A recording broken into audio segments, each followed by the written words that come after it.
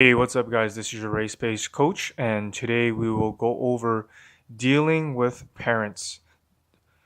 There are some parents that like RacePace training and some that don't.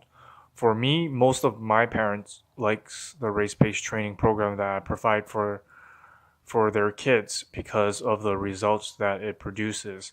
Okay, so the first thing you want to do to help your parent out is by helping them understand what is race-based training and describing the program to them.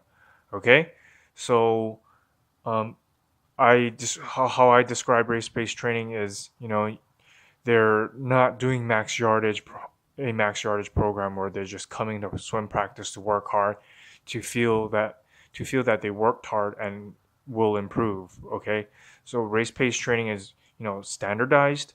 I tell them that it's a standardized program where we're using splits from a swim meet for practice. So you try to link that correlation between swim meets, swim practice, and then from swim practice to time standards and time standards to swim meets.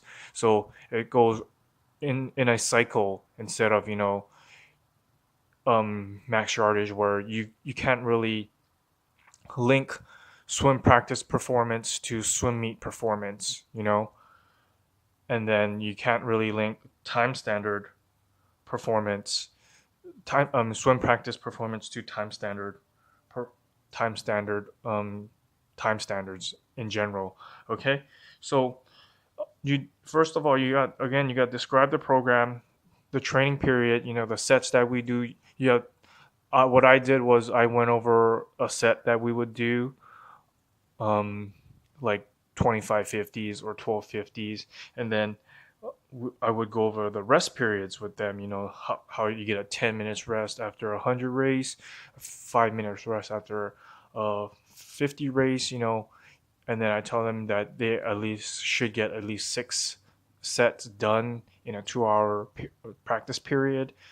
And then when they understand that and how it relates to swimming performance and swim practice performance and time standards, they'll understand it, and then they'll want to see it. And then, again, this is all about communication. If you communicate with your parents really well, they'll be they'll go along with you and support you throughout the whole way. Okay, so again, the next thing that the parents would look for are results. If your swimmers are improving, and the results are getting a lot better, they don't mind that they at practice they see the kids out of the pool for 5 to 10 minutes resting in between each set.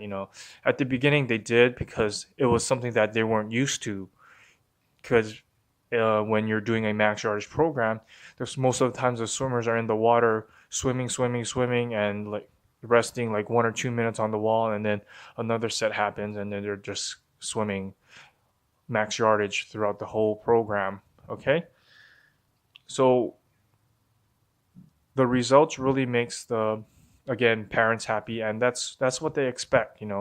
That's what they pay for, and that's what they want. Their swimmers, their kids to be, champions. All right. So, and then there are a few swimmers of mine that did not like the race pace program and weren't really improving on the race pace program.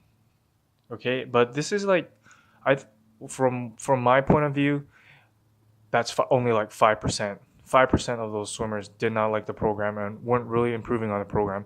The reason why they weren't really improving on the program is because they weren't training hard, they weren't making their target times, or they just weren't pushing themselves to hit their target times like every other swimmer. Okay, and then they would make the excuse, oh yeah, I like doing max yardage better because I feel tired at the end of the practice. But I keep telling them, that's not really a good way to measure your performance if you feel tired, because you can walk 10 miles and feel tired. You can run 1 mile as fast as you can and feel really tired. And there's a difference between quantity and quality. So that's what I tell my swimmers and my parents, the difference between race pace training and max yardage. So if you like this video, hit the like button. If you have any questions, comments, suggestions, leave it in the bottom and then I'll get back to you. Again, check out my Race Pace 101 course and the headsets that I have in the link below, if you want to purchase some headsets, okay, which really helps with race pace training. All right, so thanks for watching my video and I'll see you in the next one.